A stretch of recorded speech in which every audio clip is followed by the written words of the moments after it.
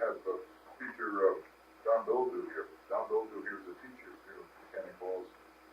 Some of you aren't aware of that. But he's also quite a aficionado for the local history. How about that? Huh? How about that for a term, aficionado? I just came up with something else on my head. I don't know what else to say.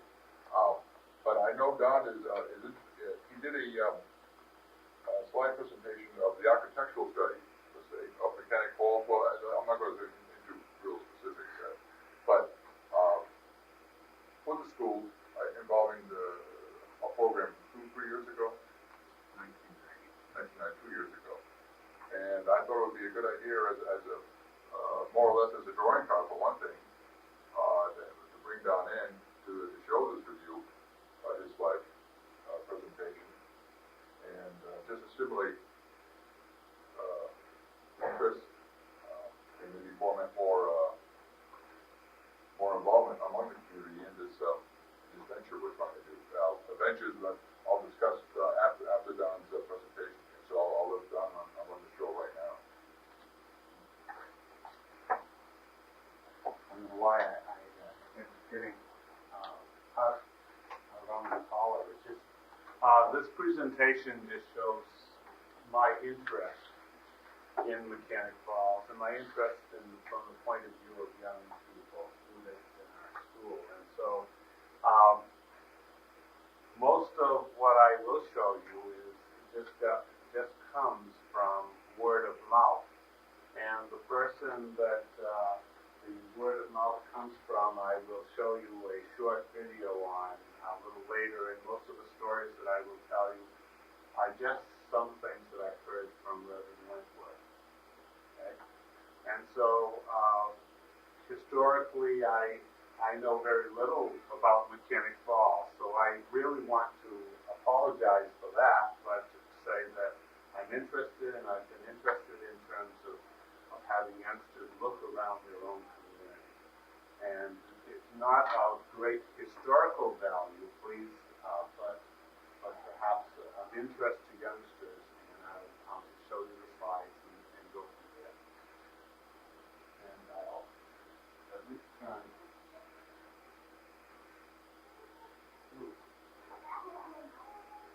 I don't know, do you want me to go over there and turn the lights off?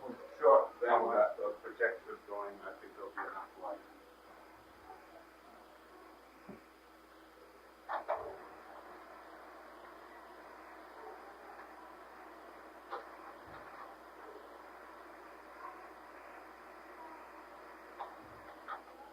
I have a problem. I have a very problem. Oh,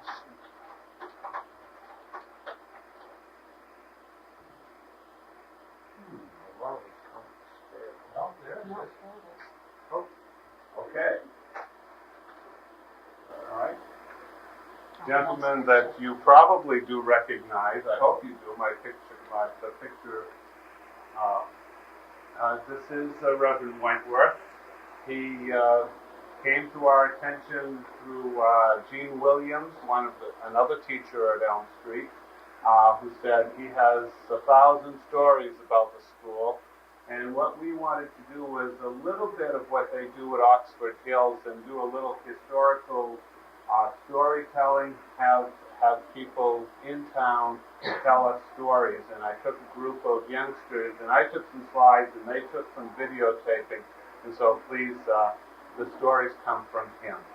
Another person in town from whom I've received some stories is the person that this article appeared in the newspaper in August 27, 1932. Mechanic Falls Lab, 8 Tarzan, and build treetop retreat. Does anyone know who this gentleman is? All right.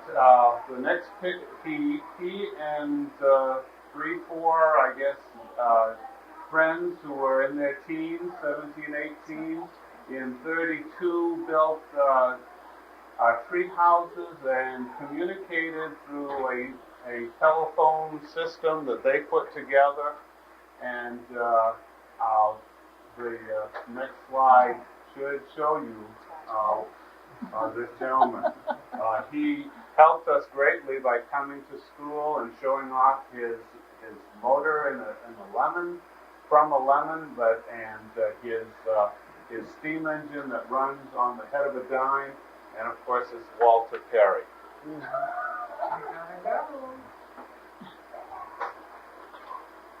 Another picture of him. It is showing that the lemon. He came to our school and did presentations at our luncheon speaker. Did during lunch while youngsters would get their trays and would volunteer to listen to a speaker.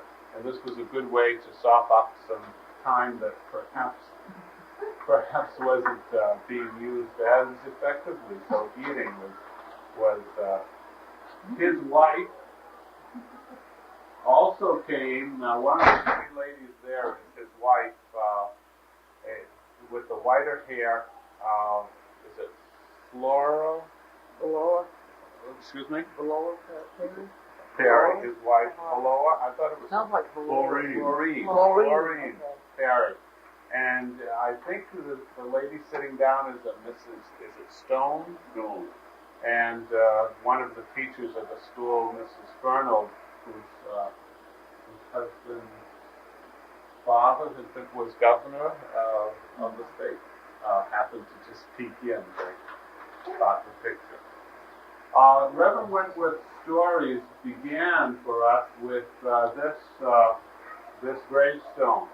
It is found in Minot, but it is, as he tells me, and again I preface everything with as he tells me, Captain Daniel Bucknam, a Minuteman, received a 1 mile square grant of land for his participation in the Revolutionary War. Please, if you would like to add, by all means do. He, in actual fact, purchased 2 sections in what was at that time Shepherdston, which is now Hebron, and believed that he was in Hebron, but the gentleman that owned Shepherd, although an excellent surveyor, was a notorious state kicker. And in 1805, they finally settled the boundary, and it was some 120 today, where it was set in 1805. Before that, it was some 120 rods, or around 2,500 feet, further into Minot, Mechanic Falls, and Oxford, and Poland. And so he, without moving, changed hands. Oh, good. And but you can find the stone up towards Minot, Main Street, out, and It's in the old Bucknam Cemetery, on what is now called Bucknam Road in Minot, but what was originally Pottle Hill Road. okay. Pottle Hill Road crossed Millet, came down over, and went down to Hebron Mill. Matthew Master Pond. Okay. This house is supposed to be Daniel Bucknam's first home in the area. This stone, according to the legend, or according to Reverend Wentworth's story, as he carted his wife and several daughters to the area from Massachusetts with on ox cart, and landed here and decided this is where he was going to build a house. He used the stone to build a lean-to in which they lived for several weeks to build a house. The rest of the story shows up in the History of Historical County. The stone was considerably larger because he first built a fire against it in the cold of early fall. The stone exploded, damn near killing him. That's why it's the size it is today. Okay. Well, that adds some credibility to it because Across the Bog Brook, and at what is now the intersection of Merrill Hill Road Extension and East Oxford Road, is the even older Bucknam House, because this is actually the house built by one of his twin daughters' husbands, who took the Buckman name. The daughters, the twins, were a bit of characters in a hardy bunch. They were sick and tired of getting their skirts wet crossing Bog Brook. So one day they built a bridge across it, the first one across Bog Brook. So the stone was larger. That adds some credibility because I look at the stone and that just doesn't. Also, too, that stone has been moved even in my memory. When they widened the road in the early 50s, it was moved back, and there are two other pieces of it which are now under the road. Under the road. Okay. So I just didn't want to say, well, this sounds a little bit incredulous, but here we go. One of the houses of one of Daniel Buckman's sons, Calvin. Yep. I didn't review. I didn't have any notes to review for this. I just, oh my goodness, 2 years ago, and I suppose. But Calvin, that's on Marshall Street in Mechanic Falls. Calvin was married by Reverend John Cripple Heber, who took part of the property and then decided that they were not farmers. They moved into the village. Okay. Supposedly, the oldest and largest oak tree in Androscoggin County.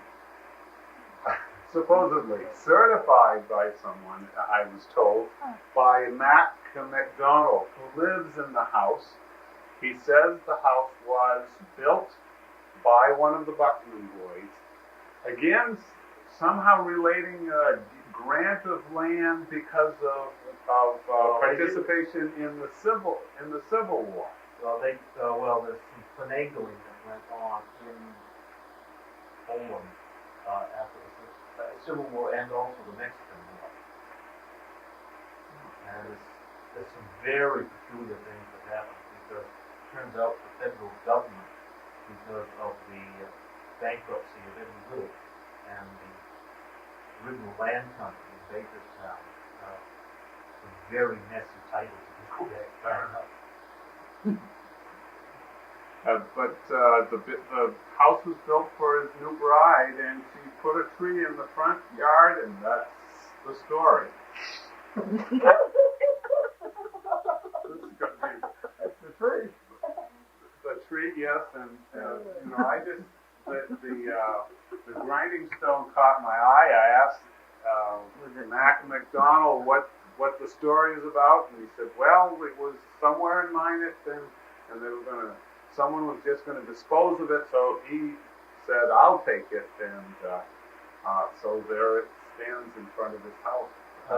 Legend has it that is the stone from the original grist mill built on the Minot side of the river by Joseph and Isaiah Perkins. Okay. We'll hear about them later. This is supposed to be a lamp that came from the center of town. Supposed to be. I hope I'm using these words correctly, like I was told and supposed to be. It is a standard gas lamp, oil lamp fixture, enclosure of the period as early as 1850 and as late as 1880.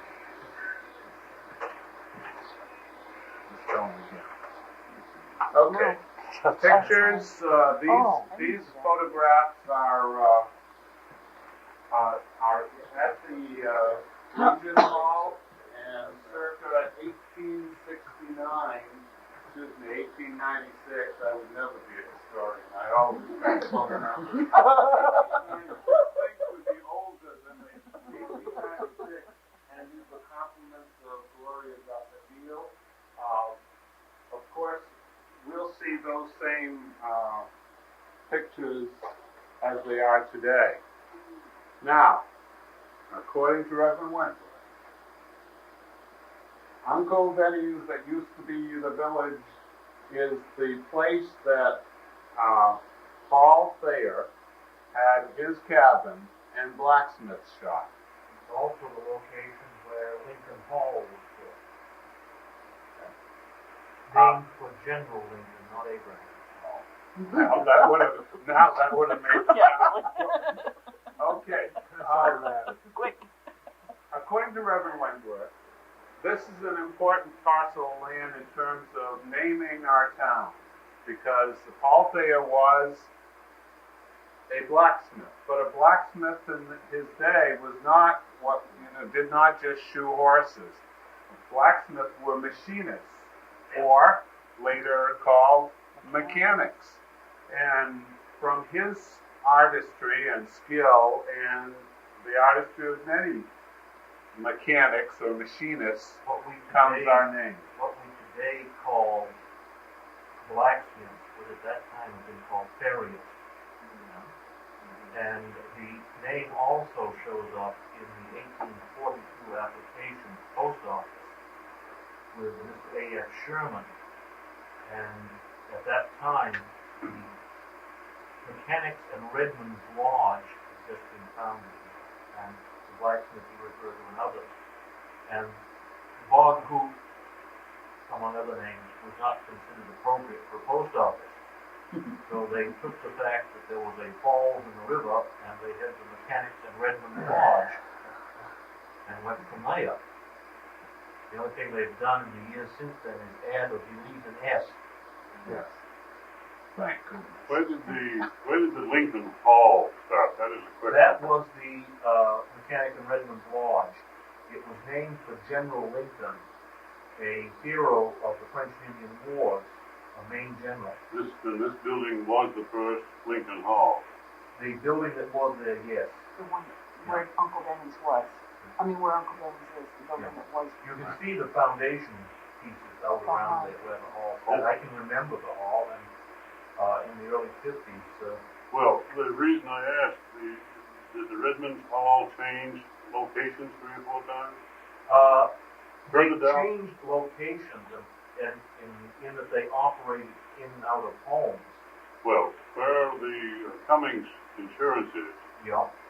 adjacent to them on the further side is another foundation. That's where the Redmond Hall was last. Yeah. But that wasn't the original Lincoln Hall. No, the original one was at that It was location. where the little restaurant is now. Yeah. Okay. You can try to figure that out. boarding house there for years. There's a boarding house there lately, that's what threw us off.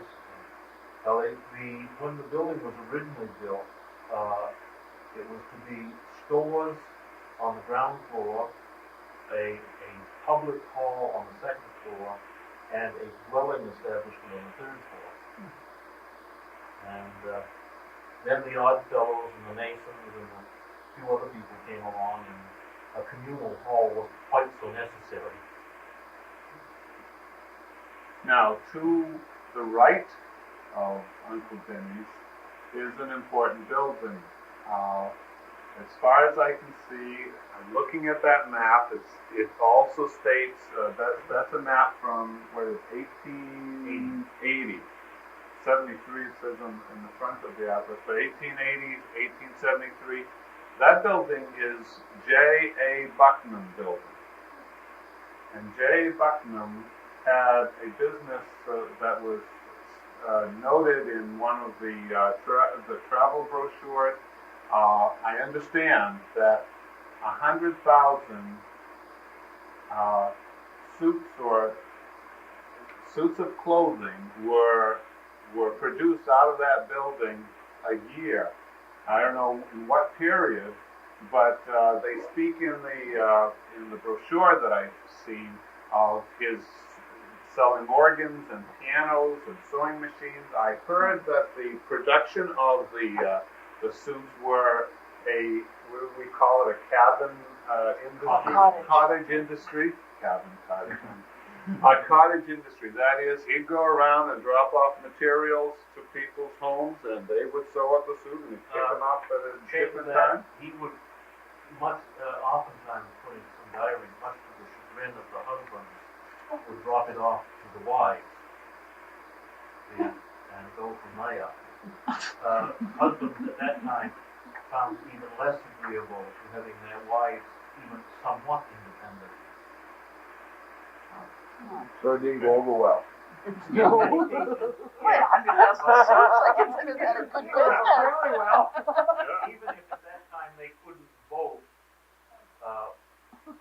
normally, they controlled many votes. Although if a woman held property in her own right, she could vote in any town meeting based on the ownership of that property, even before universal suffrage. The sad part about this building is that it's empty and that is sad. Hopefully it will be taken on. Darn nice trophy up there, even in the late 1960s. Mm-hmm. It has an interesting roof. That's called the mansard roof. It's also tax dodge. Yes. They did it because if it's part of the roof, then it's not a story in the building, and so you don't have to pay. You pay tax for 2 stories instead of 3. Well, it's also used to be taxed on the number of windows as well as the height. And if the windows were in the roof, you didn't get taxed on them. So there. How'd you put a window in a roof, right? Yeah. There are a number of mansard roofs in town. They were very popular. Anything to get around the tax man. Yes. Okay. I don't know anything about the Mansard? Mansard. It's a French word. I don't know what it means. And the thing is, the style came from England and not from France. Oh. Okay. See, a lot of the books that I've read came from France. Okay, and this other building, I don't know any stories about that. The Key Bank building. Anything? That goes back to the earliest. Would have been originally, I think, Lewiston Trust Company. And it's been a bank and office involved right on its initial inception. No, there was a drugstore there at one time. Multiple drugstores there. There's a picture here you've got on the table that shows it. It's a photo Right. of a drugstore. Yes, well, those pictures that I took that are on the table are just copies of that first Then first the picture. drugstore out the bank, the Lewiston Trust Company took it over. Auto Works and that side of the street. I just took that picture because I saw that side of it in the 6 pictures that are in the Legion Hall. Any stories? The last building down, which was the video place, at one time was the post office and the undertaker. So it's Yeah, baskets going out. right on The there. second store down next to the video store was the shoe store. That was the family shoe store. The Mm-hmm. one where the dentist is now was the Abbott's grocery store. The little separation between was the Harris shoe store and sporting goods store, and then the drugstore was on the corner. Thank you. One time also there was a ladies' dressmaker up on the second floor of the end building too.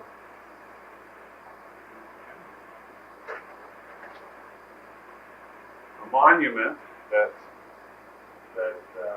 youngsters have become familiar with was Acrestown Grant, 1765. Now Poland Minot in Auburn, home of Parapoles, the last Androscoggin Indians, the Great Sebago Indian Trail, Poland Spring, the Shakers Memorial, the Lad, and pioneer advocates of world peace. Lots of things that I'm sure could be talked about in that. Obviously, the Bakerstown Grant it's too bad that people walk by it 100 times, a year and don't even know it's right there by Paul Work. Something to observe. Anyone have anything to say about any of the? There is a full memorial to Ladd up at the Center Minor Church. His home was, in actual fact, near to where what is now called Center Minor. And the Amherstonians, but one of the reasons why there were no early roads in this area was the roads of the first-in settlers kept to the ridge lines to avoid the roads of the Indians, which were the rivers.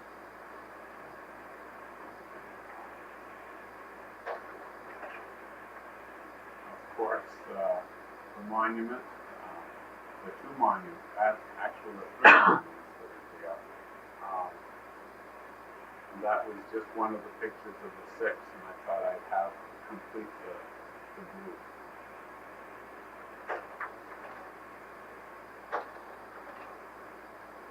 Okay, the falls. And this is a hole in the ground, yes. What would it be if it were built?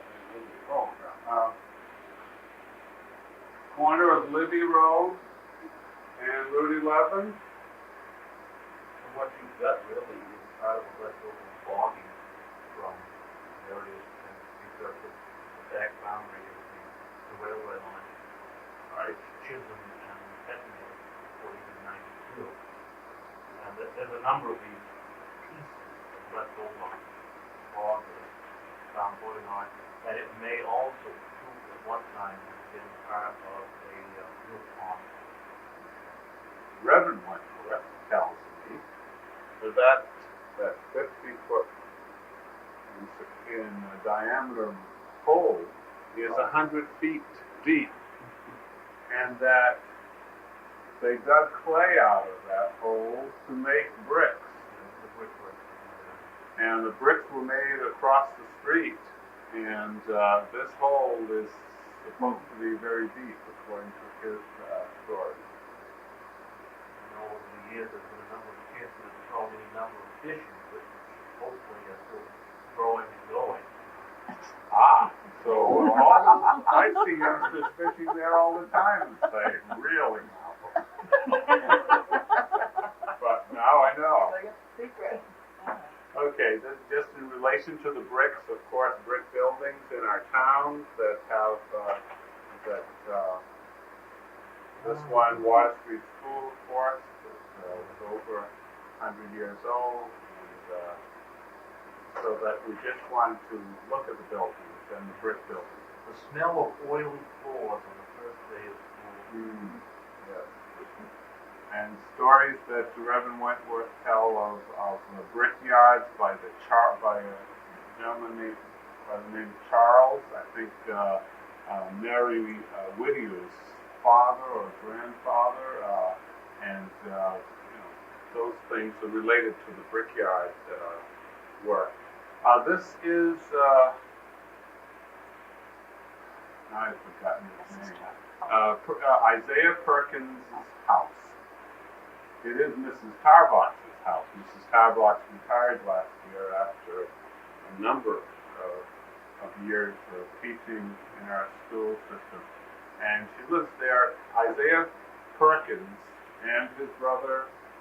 Isaiah was son of Joseph, who was son of Josiah, who came out of Clinton, Massachusetts, and Josiah, Joseph, and Ebenezer were three Revolutionary War veterans, all of which, Joseph and Josiah are buried in what's now called the Shepherd's Field Cemetery. And Joseph founded the first business in Canada. His son Isaiah and his brother Josiah came down here in the village. And you can trace them down through to Dennis Stillman Perkins, who gave the land where now sits the high school, or the town hall building. Which is a racetrack for a while. Among other things. Among other things, yes. But we heard earlier of the grist mill, and the first grist mill apparently was built by Isaiah, and that stone, now we've made a link to that stone They in front also of used the first sawmill, and I think they also had a carding mill and a pulling mill. They were busy. Okay. Another brick building right next to the first Elm Street School lot. Well, actually what you're referring to is the old Mechanic Falls High School. Yes. The first school on Elm Street, which was the old Mechanic Falls High School, there is a little ranch there now, set back. I don't know why we call the street behind it School Street, but you might guess. Just to the left of there was the old You'll high school. notice that this building and the post office are the same Greek Bible style, and they more than likely were constructed by the same master mason. Not the library. Give me the library.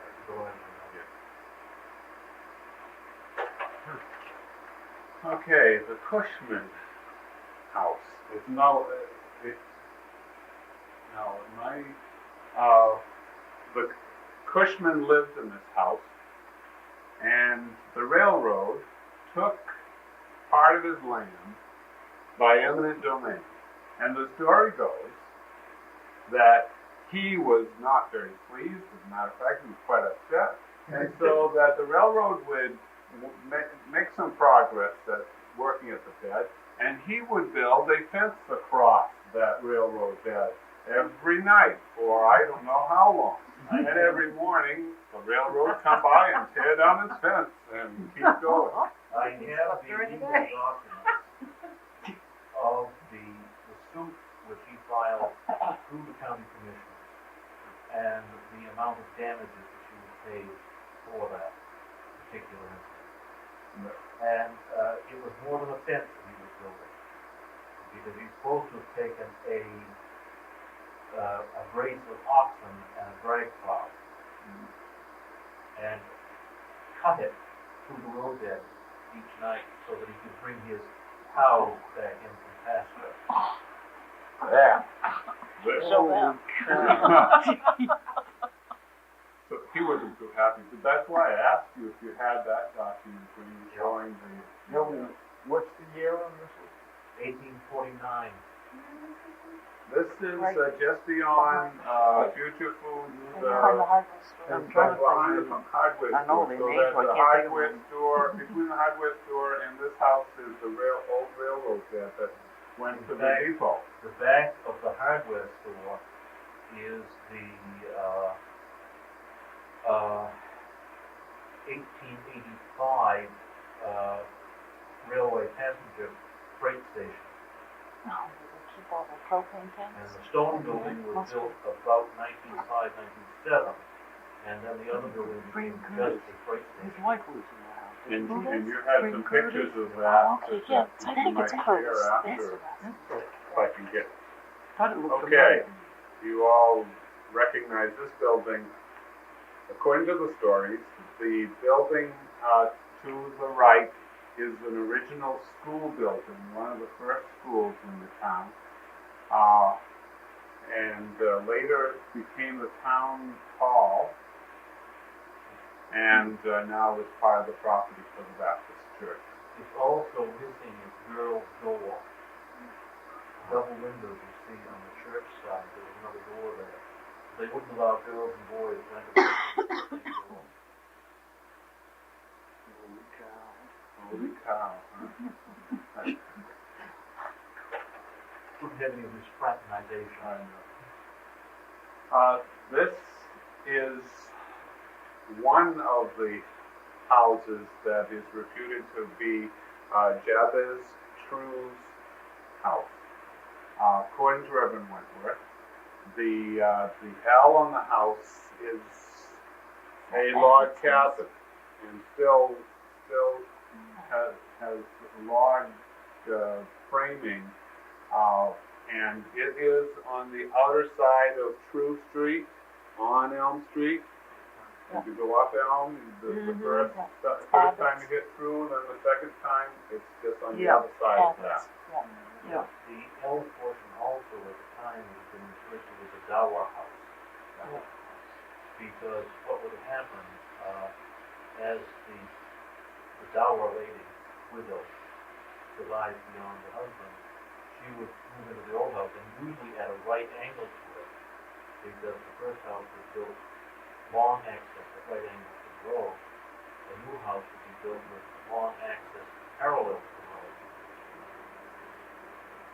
And the back portion would become the dower house, and after the widow died, usually the back portion became the summer kitchen.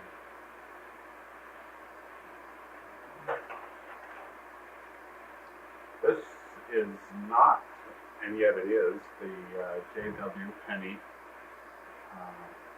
manufacturing building. It, of course, is important, as I tell youngsters, in the instrumental in the development of the Stanley steamer.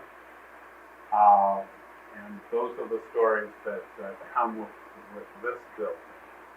Penny also patented the first automatic transmission in 1858 to be used with steam engines to allow them to give constant power and gearing for thrashing machines. And it was that transmission which later becomes the transmission for the steamer and becomes later the planetary transmission for the Model T. Well, I just say wow and hear it, because it's, in this town there are so many things that we can be so proud of. That's what I try to work at with the youngsters as I study any of these stories. In fact, one of the finest iron casting establishments in the world at the time Penny was going on, starting up, was Penny in St. Paul. And he held the original patent on what today we would call the band scroll saw.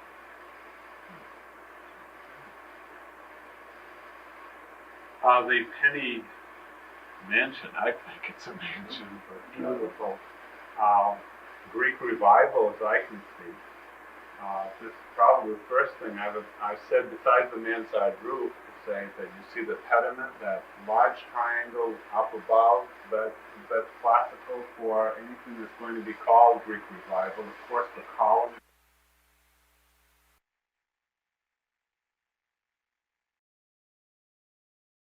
Very much closer. And also the filtering over the window, you're coming much closer to the original building. Okay, so that was a federal building that they just dressed up in, yes. in the new. One must keep up with the fashions. Yeah. I didn't know. Ladies change their dresses, houses change their outside appearance. Yeah. Now, what about the piece of it that is up on Pleasant Street? Is that actually a piece of it? No, there were two houses, there were two pennies. Where the lawn is to the left, the house is on Pleasant Street, is where it was. It was moved up there many years ago. Was it connected to this house at one I don't time? believe it was connected. I think it was a separate house. Well, there's a story that before the split came between the two, that there was a portico and traveling porch between the two, so that they could walk from one house to the other without having to worry about inclement weather. And where is the other part, or the other house now? Right, it was the garage. Oh, okay. That, I know, I know. I'm Yeah. gonna take a picture of that. Okay. If you look at it, it's almost. It's almost identical. Yeah, it is. Yes, and that's Yeah. what I, Looks like it belongs. and yet it doesn't have the Greek revival Lost a lot. elements to it. Okay, so these are two of my sons, and part of this project we did several years ago, we had the great pleasure of having Ted Parker bring his car down to have youngsters see, and we also had a gentleman named Richard Frazier do that for us as well, and he's very much into cars, has written an extensive work on antique cars, and so he has these two cars, this one and this other one, and he was so gracious to to invite me to, he will talk about them for a long time if you let him, if you're interested, show you're interested, and I was, and I, genuinely, but he also was gracious to invite my youngsters to sit. Two other automobiles which were manufactured in this state also have connections to Mechanic Falls. The Barrow automobile, which was found in the Maine State Museum, have connections out through Portland, to the Barrow family in this area, and some of the design work done. Also, Penny did some of the mechanical design work for the Darling automobile, which was manufactured and produced during the 30s, late 20s and 30s, by the Darling Automotive Company, which now we still find as a company under the name of Darling Auto Parts.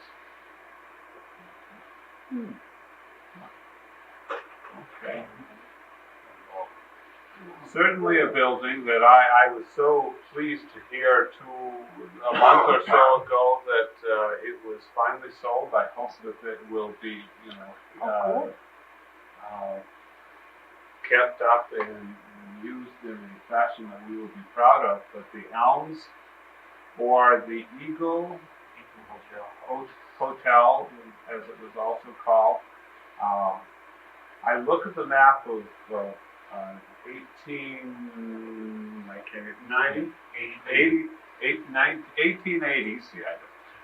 and I don't see this building on that. I see something in Denison or, so I don't know if the building was originally there. Denison. A friend of mine, Oh, when I went to Denison school, built it. used to So live there. in there. Really? The Murrays. There are He used to- stories he used to about run the, town meetings being held in that my cabin. building in the early days. Oh, that was And some of them getting a bit out of hand. done by Those Greg. gentlemen supposedly at every end of the pole Beautiful. bolted up to speed. And because they were on the pit, they were sent up That to lady, speed. that is a whole, No one would disturb them, even when they started the fist fight. it was just hard. The And motherfucker two found gentlemen in question, the story goes, couldn't have punched their way out of a wet paper bag with assistance. we go- And everybody just waited until they were winded Sit and down collapsed on and the carried them upstairs. off. we go out on that porch upstairs and sit down So with this building is what, pre-turn of the century? Oh, heavens, yes. The big building on the common was originally an L with that. Yes. That was moved. Well, that was On the other old. side of the Yeah, street? you can Yeah. tell. I mean, It doesn't look like it belongs there. First of all, we had them said that was an L with that building. Oh. Moving Right, buildings makes more is sense. something Yeah. in Maine small towns happens with great deal of regularity. If you've got a building, you can never be absolutely sure that it's where it started out. okay. But it's obvious that they're related, the buildings are related. Yeah. It's sad in the condition that it's in comparison. But I understand that this one needs a lot of work as well. It has sill problems. Does that mean no plumbing? It had it at one time. Now what about the Penny House? Does that have any no plumbing? There's one on Maple Street.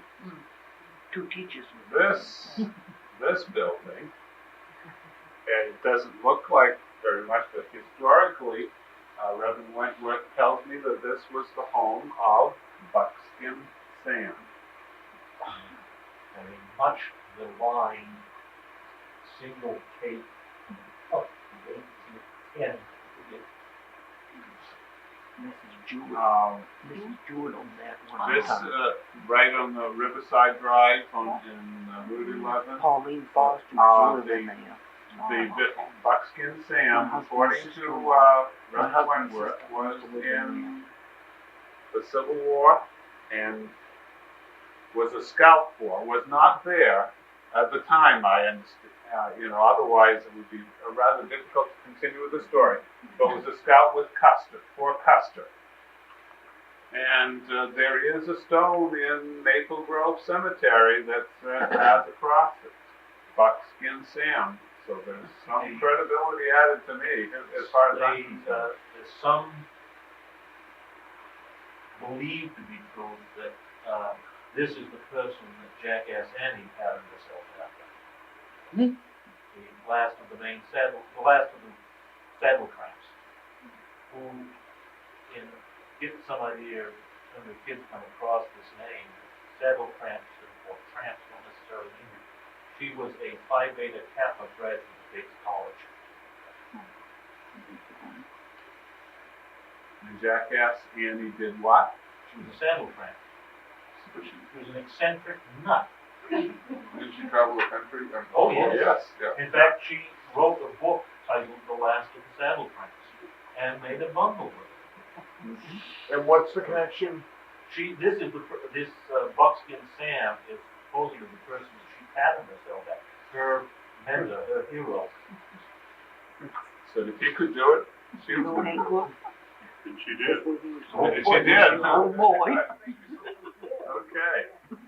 So there's a building that I saw tonight has just been, someone has occupied it.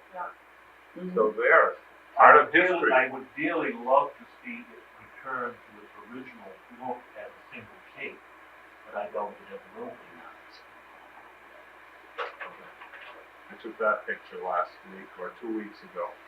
Maple Grove Cemetery. One of the ways we can study our history, folks, is to go to cemeteries. We find a lot by looking at stones. Certainly, that's why I took the picture. Obviously, part of our history, Marshall. I understand that this house across the cemetery was the Marshall house, and he donated the land for the cemetery. Well, let's say that he sold it cheap. Cheap, okay, sold it cheap. And another cemetery that I don't think gets as much respect. I don't know why. This is the oldest town cemetery, and in fact, it is the original, what we can call it, town cemetery in what is now Mechanic Falls. And there's a bit of a problem because there's a distinct possibility the garage that was built next door may be on top of a large number of pauper graves. Oh, my Lord. Because when they put in the retaining That's wall, what it is. and they quietly rebuilt the number of pauper graves. Oh, my gosh. I can go away somewhere. So if your car is haunted after you take Yeah. it, That's the way the wind chill away. Yeah. Okay. I feel like it don't work.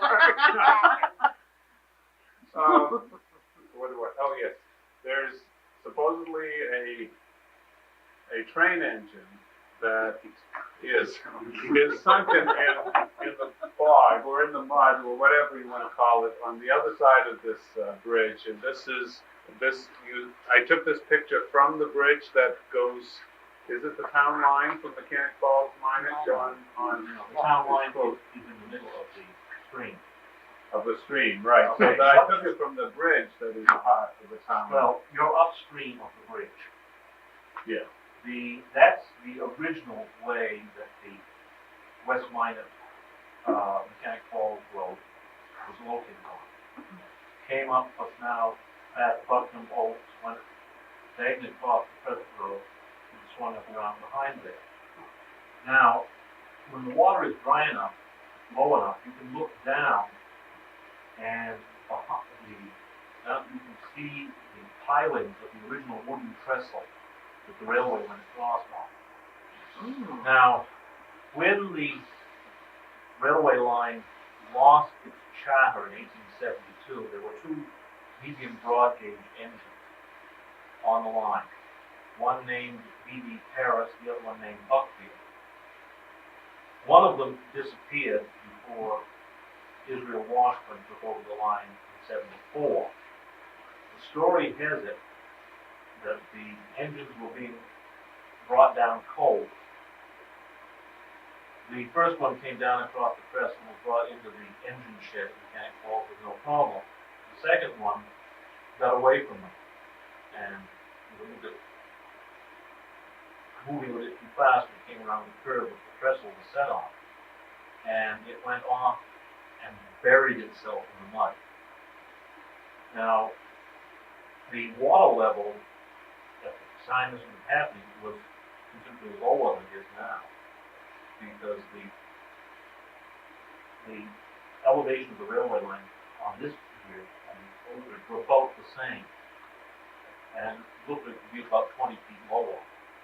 In 1954, after the hurricane came through that fall, that brook was scoured out, and 2 or 3 people that claimed to have seen an object, including a steam chest, which would be the steam collector on the top of the locomotive, in the water. And then in the 1960s, early 1960s, some of the National Guard people came up with magnetometers and checked here, and there is a large iron object, which is about the right size for a medium broad gauge steam locomotive of that time period. But it is probably about 30 feet into the mud. Now, since that is a town line, the town can give approval for it, and the county commissioners won't touch it with a 10-foot pole. Also, some of you will remember Susie Campbell from Minot. She had all of the information brought to her one day, and all laid out in front of her. She looked at the person delivering it and said, "Young man, I have never seen anything of this. I have never heard anything of this. I know nothing of it. Therefore, it does not exist. Good day." There we have it. But there is something down there.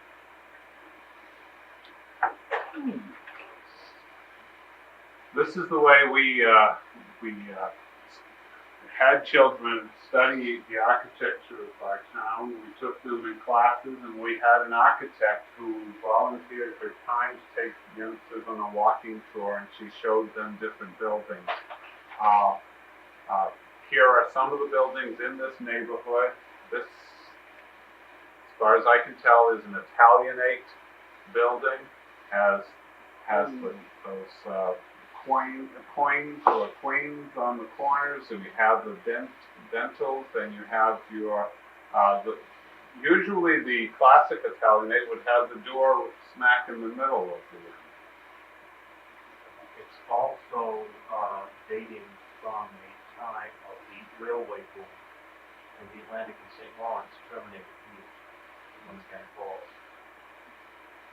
And this is just next door to the school. Mm-hmm.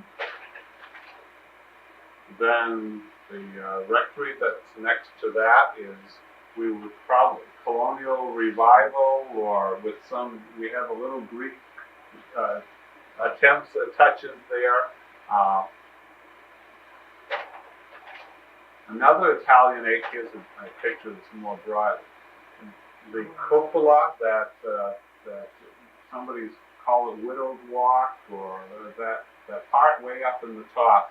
That was also stories, though, that was put in on that building to assist in paying, the folks called the monitor.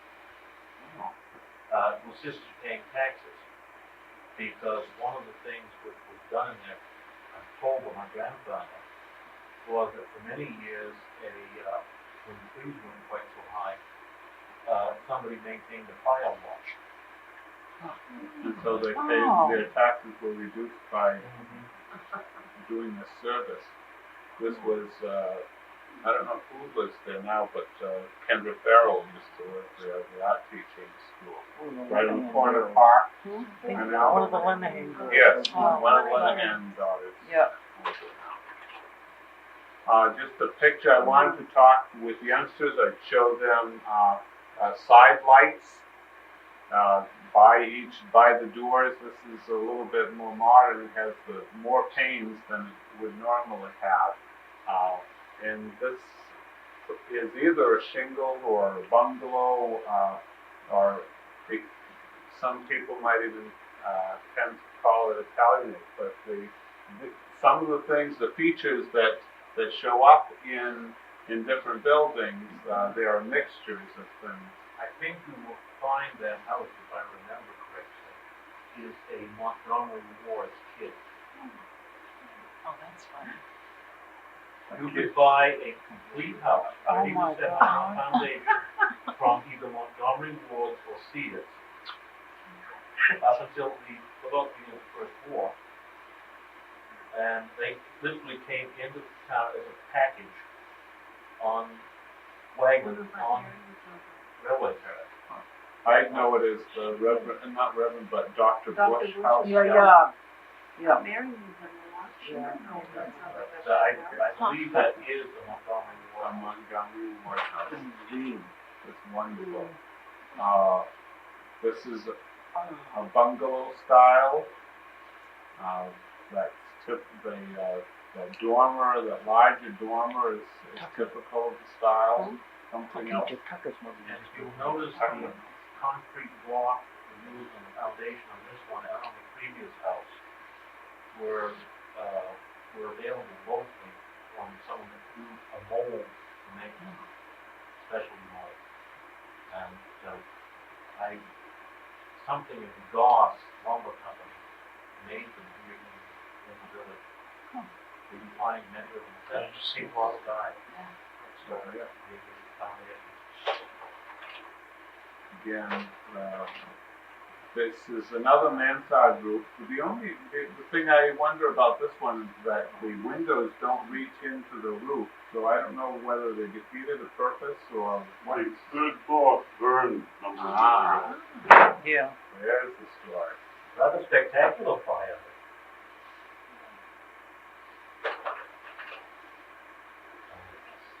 Yes. Now, some people call it a Queen Anne. Some people say it's an Italianate. It's certainly a beautiful building. And I understand has a history. I don't remember his name, the Boston architect that was what was called the shingle style. Very big in the greater Boston area. He designed it. It was a very expensive house for its day. I heard there was a summer house. Yes. It also used to have four of the most magnificent tennis courts in the world. Yeah, they're beautiful. Lovely, packed. Yeah. Wow. They overgrown now. What? Where are they? Where are the Oh, tennis courts? Yeah. There's Well, an where area were they? where they were can still be seen. Were they between the school and the Yeah. pool where the Where the swimming pool is That too. would probably be where they put them, because Yeah. that would be only completely level spot around. Yeah. Well, the pool's there, and it looks like it needs tennis courts. Fix up the pool, put some tennis. Did they fill the pool? I heard someone say they filled Now, the that pool. used to be referred to as the cottage. The cottage. And it wasn't for an industry. Another bungalow style. I took students up and down the street, and I taught them how to focus, and they took the pictures. It was painstaking to try to give them instruction on how to focus in. And this is really the reason why some of these pictures are here to take some youngsters out. I didn't want to go too far and yet have to give them the subject. And I took this picture just because I just don't know what this house has, why this house is in Mechanic Falls. They were very popular in the eight-sided houses. In fact, there's an eight-sided post office over in Liberty. There's an eight-sided stone house in Litchfield. There's a number of eight-sided brick. There was in the latter part of the last century, there was one of the things that houses were square, corners were supposed to be detrimental to your health. Oh. And if you didn't, something to do with, one of the things was probably spirit revival and the whole school of thought that, and they were very popular. They would call it New Age or something. Yep, another monitor. Yeah, Well, yes, one other monitor up in the top. Yeah. Yeah. With a central four chimney this time. Okay, again, these are more, they have a fan light, which is talking of the entrance and the doors. You have the side lights, and these were something to decorate the home and added to, something that students should be able to identify, and that's why I have some pictures of these buildings. Again, same, the side lights, more traditional, This was even more so because there's you'll notice behind the storm door is what is called a Christian door. And that goes back, and that looks as if it may be back into the early 1800s, if not earlier. Was to ward off the evil eye, ward off evil spirits. Puritan ancestors are still poking out. Yeah. Okay, and the dentils, those little, look like teeth, but in Italianate style. This house has really been improved lately too. I think that's why it's That bay window was a later addition also. I just, with youngsters, you can't see both of them on the screen, but with youngsters trying to point out, look, two houses in the neighborhood that have the same style, and create discussion about that. The fan lights I had talked about, and this, I don't know how to classify this. Maybe this is a bungalow that's been switched around. It's beautiful on the inside of it. Yes. It appears to be an end window, starting out like an end chimney cave. And probably that curved roof is suggested it was done during the 20s with the addition of the porch to the side. Probably, yeah. This is my taste, again. The Okay, postmistress of McCann Falls. Italianate, It looked in really that house. But it looks late Victoriana. late Victorian. And what's really a chuckle, this is rather interestingly painted for this day. But for the Victorian period, that would have been considered very dull and very dour. The Victorians loved bright colors and lots of them. Juxtapositioning with yellows, pinks, oranges, Oh my. bright reds. Okay. And this is another interesting house. I just had to take a picture of it. That's the Cray house. It's on Elm Street as well. More houses that we'll just talk with youngsters who are trying to identify them. So I really have no stories or anything to. Frank Foster's father was the porch on that house. Okay. And I had other houses, but I don't think that they're that much of interest at this point. Where we lived up on High Street, the house that the guy bought and renovated. Yeah. That cupola up there. Oh. My sister and I used to go up there all the time. Whenever there was a big fire, we'd go I up did there have and we'd a watch it. video of Reverend Wentworth. If you'd be interested in watching part of this. This is part of what I'm hoping that we will try to do with some youngsters again this year. Try to have youngsters interview people. This is something that as a book, tape recording interviews. There are tapes that the Oxford Hill Project has done, in which they tape senior citizens. Now I have my whole show narrated on tape. Yeah, I